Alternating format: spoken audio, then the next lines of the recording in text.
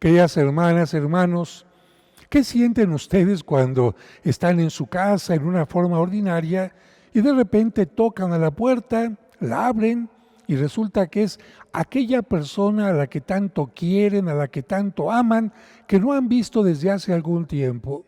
Por supuesto que sentimos que salta nuestro corazón de gozo, como el caso de Isabel, donde no solamente saltó su corazón, sino el pequeñito Juan Bautista que estaba en su interior saltó al reconocer que la estaba visitando el amor. Qué maravilla este mensaje del Evangelio que escuchamos incluso hace 8 días, el Día de la Virgen de Guadalupe, que nos recuerda que María visita a su prima y nos enseña también a cumplir con lo que nos pide Cristo. Visitar al enfermo, visitar al encarcelado, visitar a aquella persona que está en alguna necesidad, como lo piden las obras de misericordia. En este tiempo teníamos que pedirle a María que ante la cercanía de Navidad, ella venga y con su visita, a través de la oración, nos ayude a preparar este momento tan importante para nuestra vida. Pero vamos con el tema del día de hoy. ¿Recuerdan ustedes qué es lo que iba a sacrificar Abraham para demostrarle a Dios su fidelidad? ¿Se acuerdan qué le había pedido Dios? A su propio hijo Isaac, que tendría alrededor de unos 12 años, y Abraham, sin saber qué es lo que iba a pasar, seguramente pensaba que Dios lo iba a revivir, aunque en ese momento no se hablaba de resurrección. Sea como sea, Abraham le dijo: aquí está mi hijo, tú eres más grande que mi hijo porque tú le has dado la vida a él y a mí y a todo lo que existe, y si tú me lo pides, yo no pongo objeción y te lo voy a sacrificar. Pero cuando Abraham iba ya a descargar el cuchillo, la espada sobre el cuerpo de su propio hijo, Dios le dijo no. Y a cambio del hijo, ¿se acuerdan qué es lo que hizo Abraham? ¿Qué sacrificó? Bueno, mirando un poquito a un lado, encontró a un animalito atorado y ese animalito fue el que ocupó el lugar del hijo. Esto es muy importante para entender lo que les voy a decir. Desde el tiempo de Abraham, en que a cambio del sacrificio de su hijo Isaac, sacrificó a un carnero, el pueblo de Israel ofrecía constantemente a Dios sacrificios de animales. Por esa razón, cuando Salomón construyó el templo en Jerusalén y cuando fue restaurado después de su destrucción por Nabucodonosor, en él se ofrecían diversas víctimas como palomas y corderos, entre otros animalitos. Pero no es que Dios necesite de este tipo de víctimas, sino más bien que Dios se adapta al pensamiento y circunstancias de los seres humanos. Y es que en aquellos tiempos, en algunas culturas, era común que se ofrecieran sacrificios humanos. Y Dios quiso poner fin a esa costumbre en el pueblo que estaba formando y que iba educando paulatinamente. Y como los hebreos consideraban a los animales algo valioso, Dios permitía que le hicieran sentir su fidelidad a través de esos sacrificios. Pero más adelante las cosas cambiarían y Dios ya no aceptaría esos sacrificios. ¿Por qué? Les pongo primero un ejemplo de la vida cotidiana para que me entiendan. Imaginen a un esposo que le lleva un ramo de flores a su esposa todos los sábados. ¡Ah, caray! Eso parecería un detalle hermoso, ¿verdad? Sería como un signo de amor. Pero, ¿qué me dirían si les cuento que ese ramo lo compra después de que sale del motel con su amante? El significado ya cambia.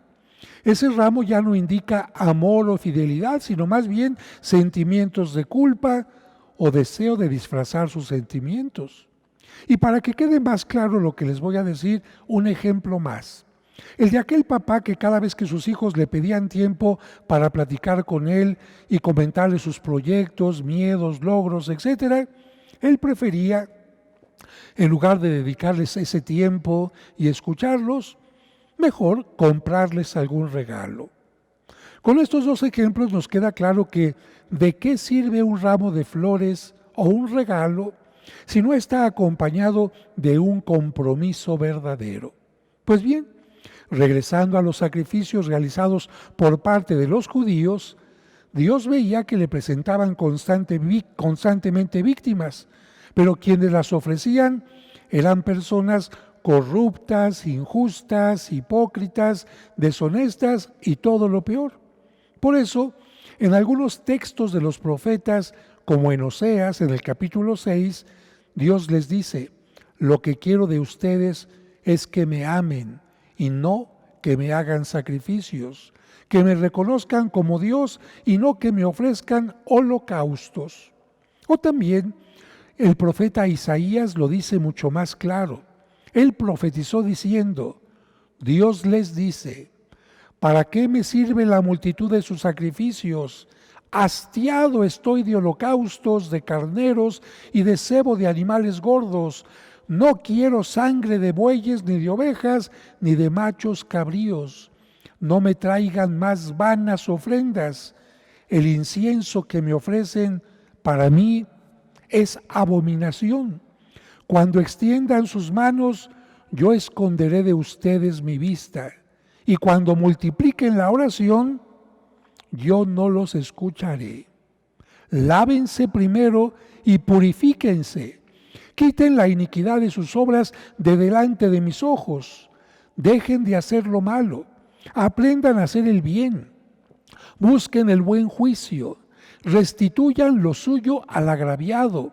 Hagan justicia al huérfano. Amparen a la viuda y solo después vengan conmigo y haremos cuentas. Y continúa el texto de Isaías. Si sus pecados fueran como la púrpura, yo los haré blancos como la nieve. Si fueran como la grana, serán como blanca lana. Eso lo dice Isaías en el capítulo 1. Por cierto que de este texto surgió la tradición de que durante el tiempo de Adviento se utiliza el color púrpura o morado para indicar que así está nuestro espíritu y solo con la conversión y la ayuda de Dios podemos blanquearlo. Y por eso, solo hasta la Navidad se vuelve a utilizar el color blanco. ¿Pusieron atención en la última parte de Isaías? Si sus pecados fueran como la púrpura, yo los haré blancos como la nieve. Pues bien, con este texto del siglo VIII antes de Cristo y otros más, Dios nos va enseñando que lo mejor que le podemos ofrecer no son este tipo de sacrificios, sino la conversión, el desarrollo espiritual en el amor que implica justicia, servicio y buen trato a los demás. Por eso Cristo insiste en el Evangelio. Si cuando vas a presentar una ofrenda al altar, te acuerdas que tienes un problema con tu hermano, ve primero a resolver esa situación y después regresa a presentar tu ofrenda. Cristo vuelve a insistir nuevamente no en la ofrenda, sino en ofrendarse, sacrificarse. Y esto lo subraya también la segunda lectura del día de hoy. Y para algunos, estas palabras ya son una llamada de atención porque en este tiempo se preocupan de ofrecer muchos regalos en Navidad, pero no se entregan ellos mismos.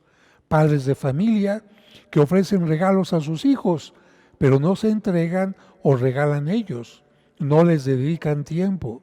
Esposos que, como el ejemplo, ofrecen ramos de flores, pero no entregan fidelidad.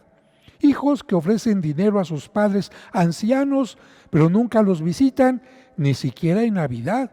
Y no es por la pandemia, sino porque están contagiados de egoísmo. La Navidad es especialmente tiempo de entrega y servicio, entrega del Hijo de Dios al mundo al hacerse hombre, entrega de María como madre y sierva de Dios, entrega de José como custodio de la Sagrada Familia, ejemplos de entrega generosa. Por esta razón, la Sagrada Escritura nos vuelve a recordar que Dios pone sus ojos en las personas humildes y serviciales como María, José y los pastores que llegaron a adorar al niño. Y no solo en las personas, sino también en las ciudades humildes. Por eso, la primera lectura que escuchamos hoy profetiza que el Hijo de Dios nacerá en una pequeñísima población, Belén, que era casi nada comparada a la gran ciudad de Jerusalén. Pero en ella, población de humildes pastores, nació el rey David y también nacería Jesucristo, que serían pastores serviciales de Dios. Hoy también el Evangelio nos presenta a María como una mujer sensible y, fíjense, acomedida ante las necesidades de los demás. Al enterarse que su prima lleva 6 meses de embarazo y no tiene gran ayuda para dar a luz, corre a visitarla para ponerse a sus órdenes sin importarle que ella, María, también está encinta. Por eso, la Iglesia siempre ha considerado a María como ejemplo a seguir. El Evangelio de la Visitación, que recuerda la visita a su prima Isabel, es también una reflexión sobre la Iglesia.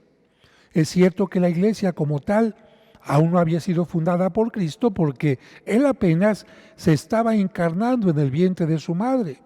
Pero en cierta manera, la Iglesia está representada, simbolizada por María. La situación de María que lleva en su seno al Señor es similar a la de la comunidad cristiana que lleva también en sí misma a su Señor, porque María es modelo de los creyentes, modelo de la Iglesia. María fue la primera creyente. Por eso Isabel le dijo: dichosa tú que has creído. Y ella es también el inicio de la Iglesia, porque la Iglesia es mucho más que su estructura, su organización, su jerarquía. La Iglesia es ante todo la comunidad que lleva en sí misma a su Redentor, a su Salvador. Y por eso en María, en la que el Hijo de Dios se hizo carne, estaba ya naciendo la Iglesia, la comunidad que lleva dentro de sí a su Señor. Todos nosotros llevamos a Cristo dentro de nosotros. Y no es casual que ante la presencia de María saltara la criatura, el pequeño Juan, que aún no nacía en el vientre de Isabel, porque María, como la Iglesia, es un evangelio, es una buena noticia que hace que nazca en los hombres la ilusión, la esperanza, la alegría, hace que los que van arrastrándose por la vida puedan comenzar a caminar y hasta saltar de alegría.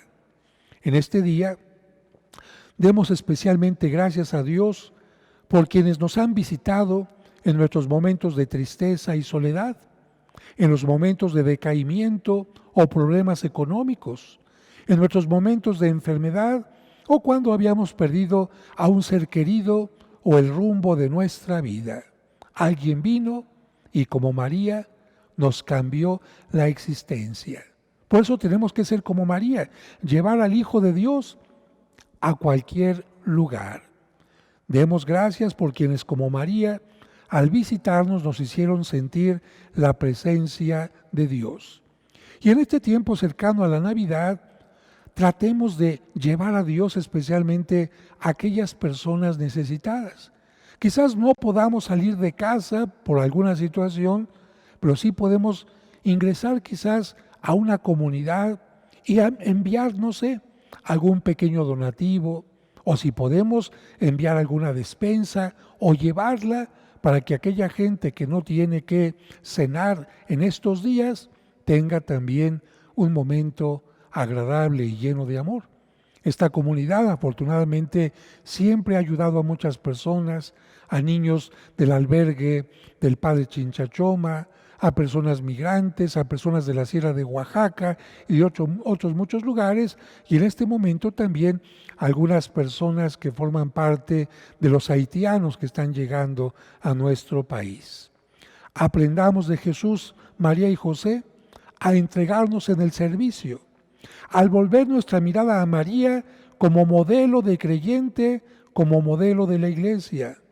a no tener miedo, a decir sí a Dios y confiar plenamente en Él como ella lo hizo, a ponernos en camino como María y visitar a aquellos que necesitan el apoyo, la amistad y el servicio que podamos brindarles, a ser portadores en todos los ambientes en que nos movemos de la buena noticia que es Jesús y a seguir cambiando nuestro espíritu como las velas que hemos ido encendiendo, como lo dice Isaías, del color púrpura, del pecado, del egoísmo, al color blanco, del amor a los demás.